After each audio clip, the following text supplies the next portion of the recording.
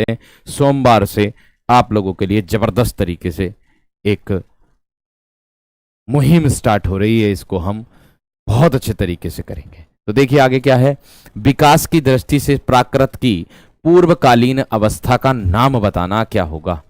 पूर्वकालीन अवस्था, तो सबसे पहले हमें यह भी तो पता होना चाहिए कि हिंदी का विकास, हिंदी का उद्भव जो हुआ है वो किस तरीके से हुआ, कैसे हुआ है। सबसे पहला प्रश्न हमारा ये बनता। तो मेरे दोस्त सबसे पहले क्या आती है आप लोगों की, संस्कृत आती है। क्या आती है? संस्कृत। फिर उसके बाद पाली है, फिर उसके बाद क्या है? प्राकृत है। तो बस आप लोगों का उत्तर यहीं पर मिल गया। क्या है? प्राकृत की पूर्वकालीन, पूर्व मतलब पहले, कालीन मतलब समय की अवस्था। प्राकृत की पूर्वकालीन समय की अवस्था क्या हो गई मेरे दोस्त? पाली हो गई। इस प्रश्न का उत्तर क्या हो गया? पाली। आप लोगों का विकल्प बिल्कुल सही। लेकिन आगे और लिख दे रहा हूं, संस्कृत, पाली, प्राकृत, अपभ्रंश क्या है? अपभ्रंश, अवहट और हिंदी है।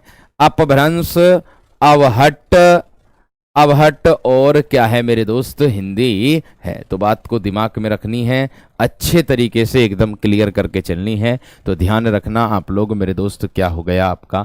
पाली उत्तर बिल्कुल सही और सटीक हो जाएगा। और यही क्रम उलट पुलट करके आप लोगों से एग्जाम में पूछा जा सकता है कि हिंदी के उद्भव का सही क्रम क्या है, आपसे ऐसे पूछा जा सकता है। तो ध्यान रखना है, गलत ना हो जाए। आगे आ जाओ कि निम्न में से इनमें से किस विद्वान ने अपभ्रंश के लिए पुरानी हिंदी शब्द का प्रयोग किया है।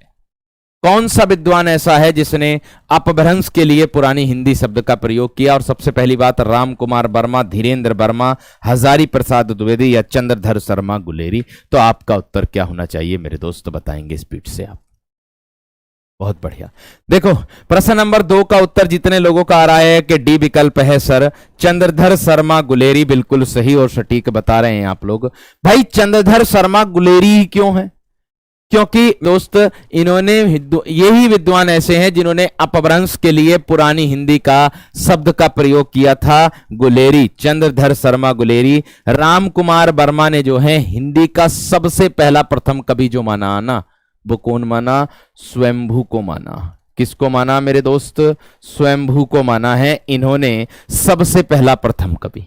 किसके अनुसार? राम कुमार वर्मा। लेकिन हिंदी का जो प्रथम अपभ्रंश के लिए सबसे पहले पुरानी हिंदी का प्रयोग करने वाले चंद्रधर शर्मा गुलेरी। गुलेरी इनका मेरे दोस्त उपनाम के नाम से भी जाना जाता है। हिंदी का मानक रूप किस भाषा से विकसित हुआ है? पॉइंट है। अगला प्रश्न क्या कह रहा? हिंदी का जो मानक रूप है मेरे दोस्त वो किस भाषा से विकसित हुआ है? आपका उत्तर क्या होगा बताओ। आपका उत्तर क्या होगा मेरे दोस्त, बताएंगे जल्दी से। बिल्कुल सही और सटीक बात है भाई। देखो